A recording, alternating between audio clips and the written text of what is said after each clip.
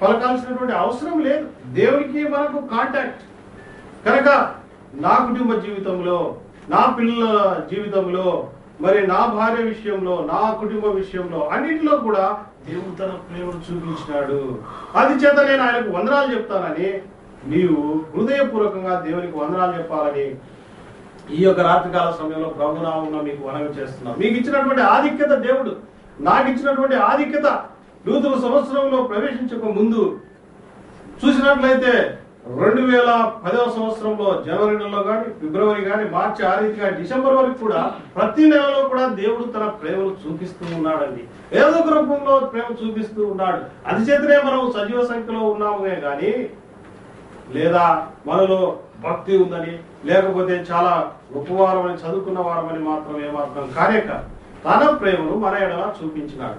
ఇప్పుడు నేను మీ ముందు ఒక 3 తలంపులు పంచుకోబోతూ ఉన్నాను. ఓకే, ఈ ప్రేమను చూపించినప్పుడు యేసు ప్రభువులోకి మనం విశ్వసించిన తర్వాత మన జీవితంలో దేవుడు ఒక గొప్ప నూతన కార్యం చేసినాడు.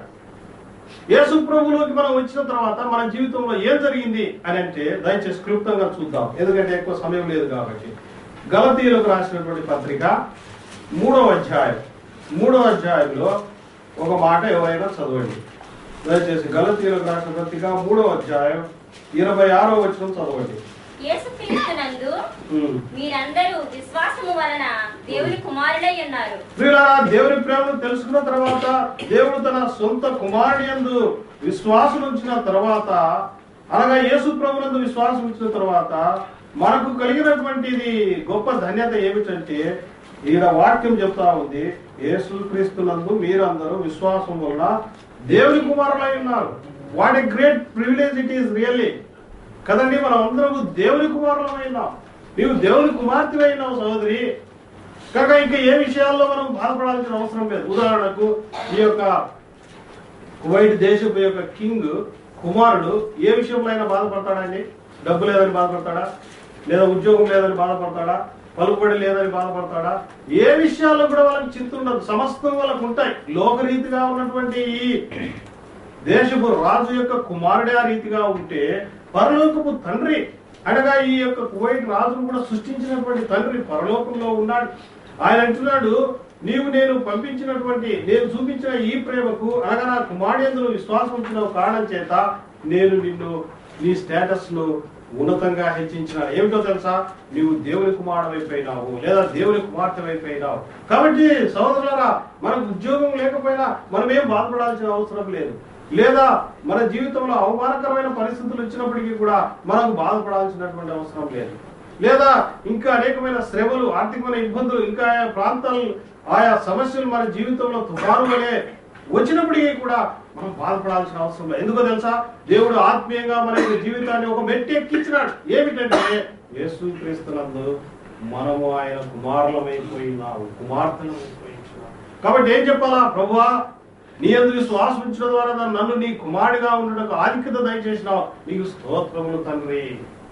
మనమందరం కూడా ఎరుగుతూ, ఒకప్పుడు మన స్థితి ఎలా ఉంది అంటే తప్పిపోయిన కుమారుని వలె ఉంటుంది కదండి. తప్పిపోయిన కుమారుని యొక్క పరిస్థితిని మనం బహుగా ఎరుగుతూ అనేక సార్లు ధ్యానించినాం. తండ్రి నుంచి దూరంగా వెళ్ళిపోయి, తండ్రికి ఉన్నటువంటి ఆస్తిని అంతా తీసుకొని వెళ్ళి దుర్వ్యాపారం వలన నష్టపరిచి, స్నేహితులందరూ కూడా నమ్ముకొని వాళ్ళు కూడా స్నేహితులు దూరం అయిపోయినారు. స్నేహితులు కూడా ఆయనకు ఆహారం పెట్టలేనటువంటి పరిస్థితి వచ్చింది. ఆకలి అయిపోతూ ఉంటున్నది. అది చేత తన ఆకలిని నింపుకోవడానికి ఒక వ్యక్తి యొక్క గృహంలో జీతగాని వలె చేరినప్పుడు పందుల పొట్టును తినడానికి ఆయన ఇష్టపడుతూ ఉన్నాడు. పందుల పొట్టు తిన్నప్పటికీ కూడా తనకు ఆకలి తీరలేదు. అలాంటి పరిస్థితి వచ్చి ఉంటున్నది. ఎంత నీచకరమైనటువంటి పరిస్థితి వచ్చి ఉంటున్నదో చూడండి. జాగ్రత్త సుమా. తండ్రి, పరలోకపు తండ్రి యొక్క యేసు ప్రభువు యొక్క సన్నిధిని మనం వదిలిపెట్టి దూరముగా వెళ్ళినట్లయితే, లేదా ఆయన ఆలయాన్ని వదిలిపెట్టి మనం దూరముగా వెళ్ళినట్లయితే, దేవుడా లేక తన స్వరక్తం ఇచ్చి సంపాదించుకున్నటువంటి దేవుని ప్రజల యొక్క సమూహాన్ని విడిచి ఏదో ఒక కారణం చేత దూరంగా వెళ్ళినట్లయితే మన యొక్క పరిస్థితి ఈ లోకంలో ఏలాగా అయిపోతుందంటే తప్పిపోయిన కుమారుడు వలనే అయిపోతుంది. అందుకని ఇప్పుడు తప్పిన కుమారుడు అంతటితో ఆగినాడా? అయ్యో, నా పరిస్థితి ఇలా వచ్చింది కదా, అందుచేత నేను తండ్రిని జ్ఞాపకం చేసుకుంటాను అని చెప్పి తండ్రి యొక్క ప్రేమను జ్ఞాపకం చేసుకున్న తండ్రి దగ్గర ఉన్నప్పుడు అనేక మంది జీతగాళ్ళు ఉన్నారు. చాలా మరి అనేక విధాలమైన దీవెనలు ఉన్నాయి. తిరిగి నేను నా తండ్రి దగ్గరికి వెళ్ళిపోతాను అని చెప్పేసి ఆయన నిశ్చయం చేసుకున్నాడు.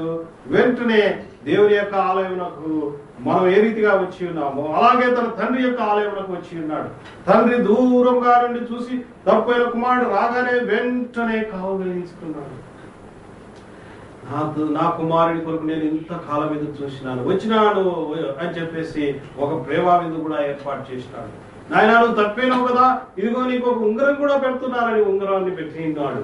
అంతేకాదు ప్రేమ వాళ్ళారా, ఆ అసమాధానముతో ఎంతో బక్క చిక్కిపోయినటువంటి తన ముఖముతో అవిశ్రాంతితో ఉంటే ఒక చక్కని పాదములకు జోళ్ళు తీసుకొచ్చినట్టుగా చూస్తూ ఉంటున్నా. బైబిల్ గ్రంథం జోళ్ళను దేనికి సాదృశ్యంగా ఉందంటే సమాధానానికి సాదృశ్యంగా ఉంటున్నది. ఈ రీతిగా అనేకమైనటువంటి ధన్యతలు వస్త్రాన్ని తీసుకొని వచ్చి వస్త్రాలతో నింపినాడు. చిరిగిపోయినటువంటి వస్త్రాలతో తండ్రి గృహానికి వచ్చినాడు. కాబట్టి ప్రియమైనటువంటి వాళ్ళారా, దేవుడు మనకి ఎలాంటి వస్త్రం ఇచ్చినాడంటే స్తుతి వస్త్రం ఇచ్చినాడు, సంతోష వస్త్రం ఇచ్చినాడు, రక్షణ వస్త్రం ఇచ్చినాడు.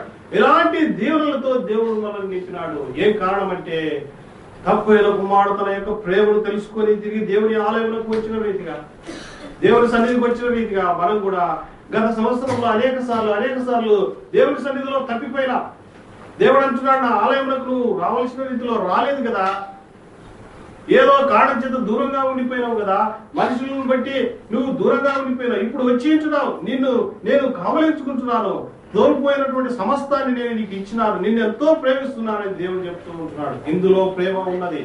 ఏమి ప్రేమ అంటే దేవుడు మనకు సమస్తాన్ని సమకూర్చినాడు. ఎందుకు సమకూర్చినావు దేవా అని అంటే, అయ్యా నువ్వు యేసునందు విశ్వాసం ఇచ్చినావు కాబట్టి నా కుమారుడు, నువ్వు నా దగ్గరకు వచ్చినావు కాబట్టి నీకు కావలసిన సమస్తాన్ని నేను అందించినానని ప్రభు చెప్తున్నాడు. అలాంటి ప్రభువుకు మనం ఆరాధన చెల్లించకుండా మౌనంగా ఉంటామండి.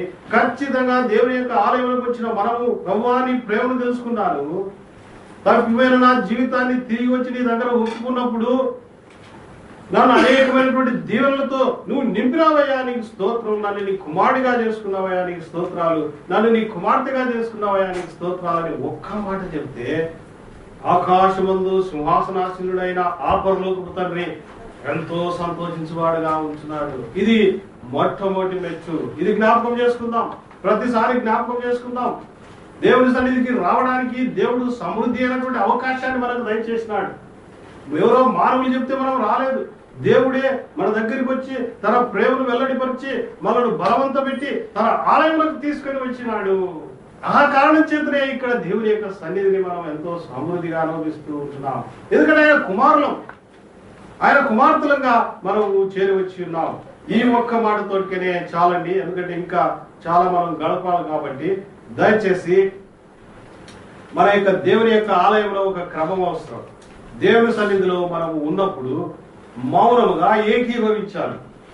అనేక సార్లు మనం చెప్తూ వస్తూ ఉంటున్నాం, ఏదో ప్రత్యేకమైనటువంటి అవసరత నీకు ఉంటే తప్ప బయటికి అటు ఇటు వెళ్ళడానికి వీల్లేదు. ఏ కారణం అంటే దేవుని సన్నిధిని మనం డిస్టర్బ్ చేసినటువంటి వారంగా ఉండకూడదు. అలాగే వెచ్చగా దేవుని యొక్క ఆలయంలో మౌనంగా ప్రభు దగ్గరనే, ప్రభువా నిజంగా నేను ఎన్నిసార్లయ్యా నీ ప్రేమను నేను తెలుసుకోలేకపోయినాను, నూతన సంవత్సరంలో ప్రవేశించక ముందు నీ ప్రేమను తెలుసుకున్నానయ్యా, నీకు స్తోత్రం అనేటువంటి ఒక విధేయతతో, ఒక కృతజ్ఞత జీవితంతో మనం అలాగే ఉందాం. ఒక సహోదరుడు ఆరాధన చేయాలి, ఆ తర్వాత సహోదరి ఆరాధన చేయాలి. సహోదరిలో ఒకవేళ చేయడంలో ఆలస్యమైతే సహోదరులు చేయొచ్చు, తప్పేం లేదు. కానీ 1 by 1 పోటీ పడాల్సినటువంటి అవసరం లేదు. ఇతరులు చేస్తూ ఉంటున్నప్పుడు మనం ఏకీభవించి చివరిలో ఆమేనని చెప్పాలి. అలాగే దేవుని మనం ఆరాధిద్దామండి. సో దేవుని ఆరాధించడానికి మనకు ఏం దొరికిందంటే, ప్రభువా నీ ప్రేమ దొరికింది, నీ ప్రేమను వెళ్ళడం వచ్చినావు, నేను నీ యందు విశ్వాసం ఉంచినాను.